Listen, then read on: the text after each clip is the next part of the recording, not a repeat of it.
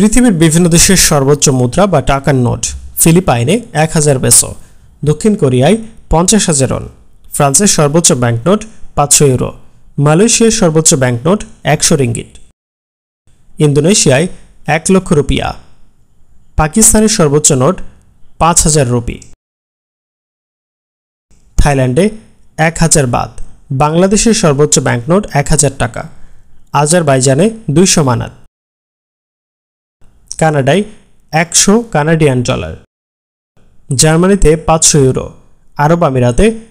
1000 দিরহাম, ভারতে 2000 রুপি, তুরস্কে 200 লিরা, রাশিয়ায় 5000 রুবল, যুক্তরাষ্ট্র 100 ডলার, মিশরে 200 পাউন্ড, জাপানে 10,000 ইয়েন, রোমানিয়ায় 500 লেই, সৌদি আরবে 500 রিয়াল, পোল্যান্ডে 500 জালোটি,